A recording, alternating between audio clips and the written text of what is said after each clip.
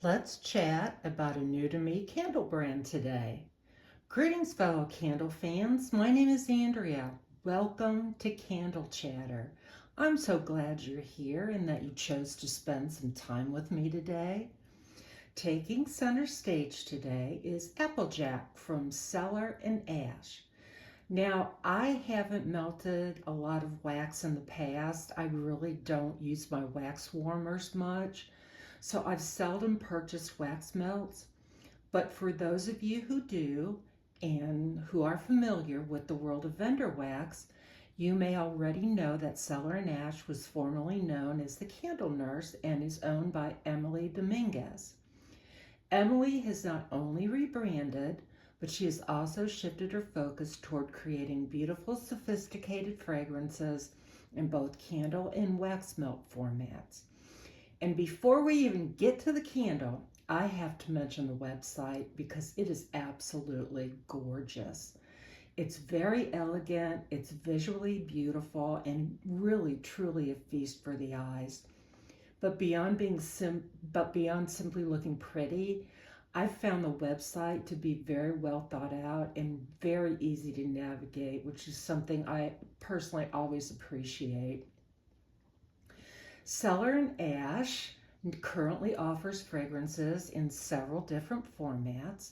A 12-ounce double wick candle, which sells for $40. A 7-ounce single wick candle, which sells for $27. 4-ounce room sprays, which sell for $19. And 2.7-ounce wax melts, which sell for $8. There is currently a sale going on as well, so you might want to head on over to the website and take a look and see what's on sale. The vessel featured in today's review is the 12-ounce 2-wick amber vessel from the Harvest and Hearth collection. Right now, Emily is also offering an Origin collection as well as an Ash and Apparition collection. And that last one is something that you Halloween lovers may definitely want to go check out. Those fragrances sound very conceptual and quite spooky. I also want to mention the presentation. Your order arrives on your doorstep, beautifully packaged and very well protected. So the entire experience feels special from the moment that you open the box. So let's move on now to today's featured scent, Applejack. The fragrance notes in Applejack are apple, cardamom, gingerbread, bergamot, caramel, brandy, and cedarwood.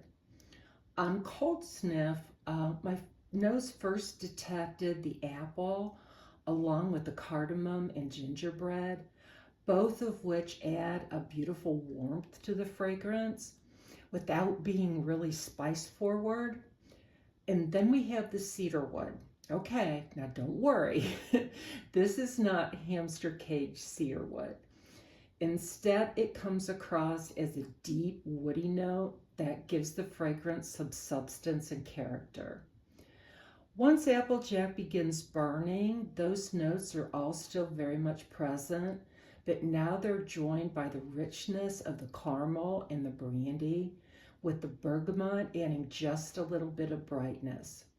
Now, make no mistake, this is not a sport spice-forward fragrance, nor is it dominated by bergamot.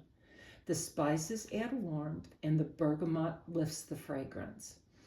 There's also a slightly boozy quality from the brandy, but in my opinion, the brandy isn't here to turn Applejack into a full-blown boozy fragrance. It's simply there to add a little bit of character and a little bit of richness.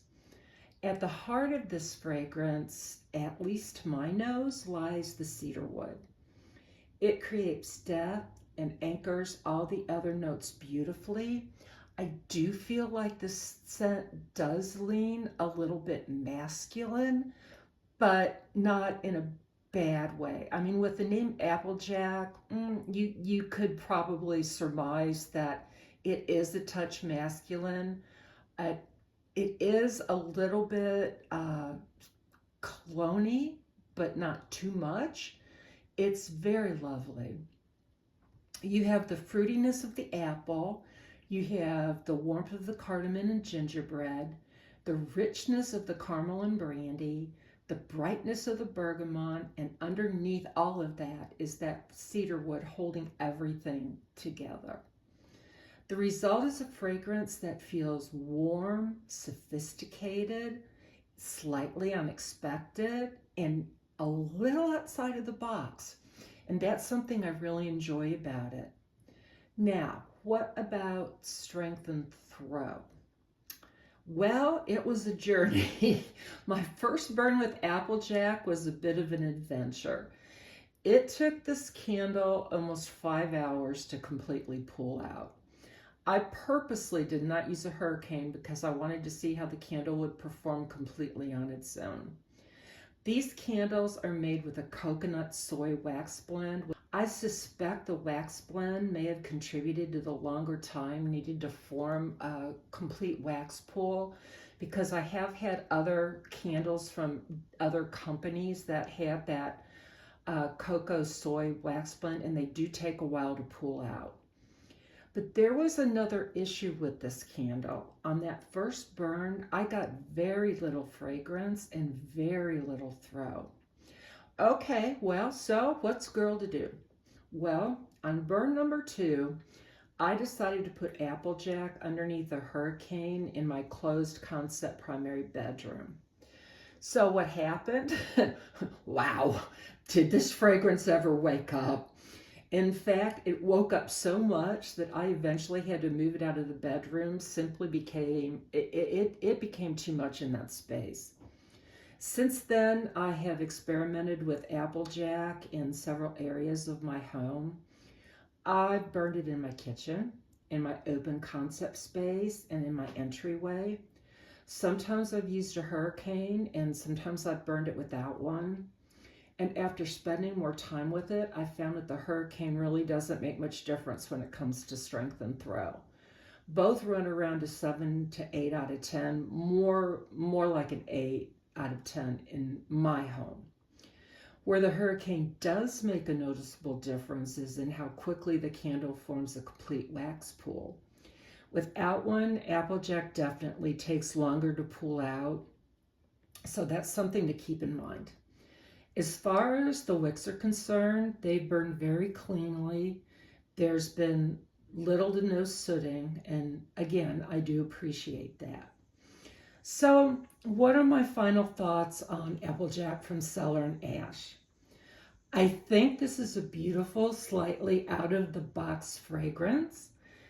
I am very much enjoying it. For me, this is an evening burn, not so much even an afternoon burn. I like this in the evenings after dinner. I think this is a very nice blend of waxes, and I have been pleased with the burn once I figured out how this candle likes to perform in my home. And apparently, I was intrigued enough to buy more. Since the 12-ounce amber vessels in the Harvest and Hearth collection are currently $5 off, I did order another fragrance. I ordered Autumn Jam, so I can continue testing the brand. Before we wrap things up though, I'd really like to address the elephant in the room. Are these candles a little pricey? In my personal opinion, yes. I do consider $40 for a 12-ounce vessel to be a higher priced candle. But that being said, I know other brands do charge that for about the same amount of wax. I am also not a candle maker, so I have no clue how much it costs to buy vessels and wax and fragrance oils and all the other things that go into candle making. All that being said, I do think that there's a customer and an occasion for this type of product. Between the sophisticated fragrances, the elegant vessels, the beautiful website, and the fantastic packaging, I think Cellar and Ash is a candle that would make a beautiful, elegant gift. Or maybe you don't need an occasion at all. Maybe it's simply a lovely way to treat yourself to a more elevated home fragrance experience. And honestly, sometimes that is reason enough. That's all for today, my friends. I hope you enjoyed this video. If you did, please like. I'd love it if you would subscribe and join the Candle Chat family. Please comment below in the comment section. Have you purchased from Cellar and Ash? What do you think of the candles if you have? I'd really love to hear from you. Until next time, you all take good care of yourselves, okay? Bye.